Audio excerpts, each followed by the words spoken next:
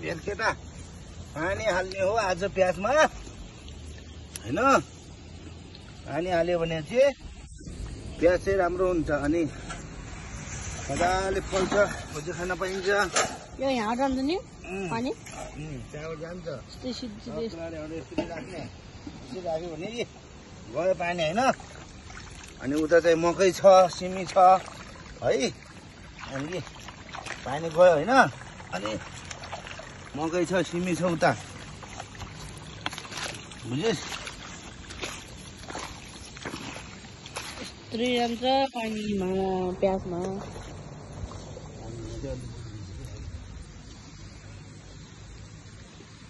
त्यहाँ एउटा माछा पोखरी छ।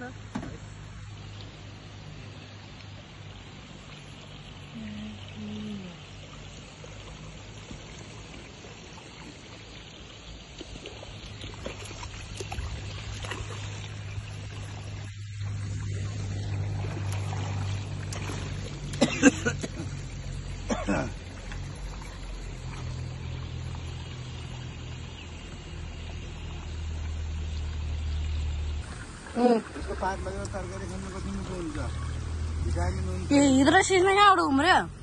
हिँड्रो सिस्मा कहाँबाट घुम्र्यो? अनि यो पुदिना छ, यसरी पुदिना टिप्ने होइन। यो पुदिना यसरी टिपेर घर लैजाने, यसलाई पखाल्नु त्यो टुप्पा। त्यो पुदिना सब यहाँदेखि पुदिना पारीदेखि यहाँसम्म पुदिना। यो पुदिना छ नि, यो सबैभन्दा ग्यास्ट्रिकको लागि अनि सुगर सबको लागि प्रेसर सेरेसर यिनी भिटामिन सबैभन्दा पहिला बुढापाकाले यही खाएर यो पुदिनाहरू यिनी प्याजहरू यिनी फलफुल अनि जडीबुटी खाएर पहिलाको मान्छे स्वस्थ भएको हो। एउटा खोला छ यहाँ।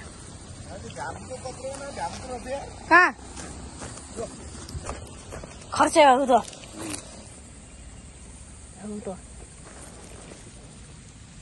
हेर्नुहोस् गाइस, त्यहाँ उतरेको छ यहाँ। हामी खर्चे भएको त भन्छौँ। घाम उठ्यो नि कता बाँस हजुर खतरा छ त। तपाईँ कत्रो कहाँबाट आयो भएको त? हजुर बाँस माथि छ कहाँ छैन।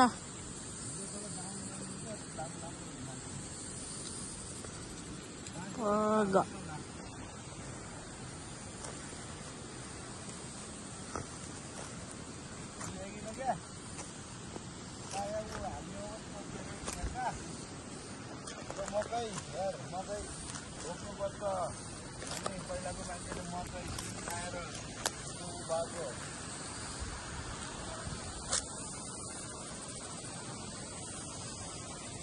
बारीमा उडेर आउँछ, पानी चल्दै गर्छ है यहाँ।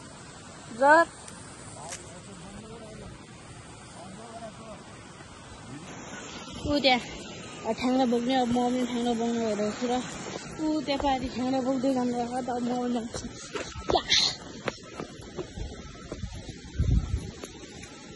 ऊ त्यहाँ ठ्याङ्ग्रा बोक्नुहुन्छ।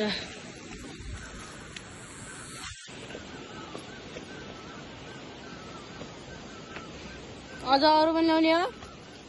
अझ अरू पनि ल्याउने हो?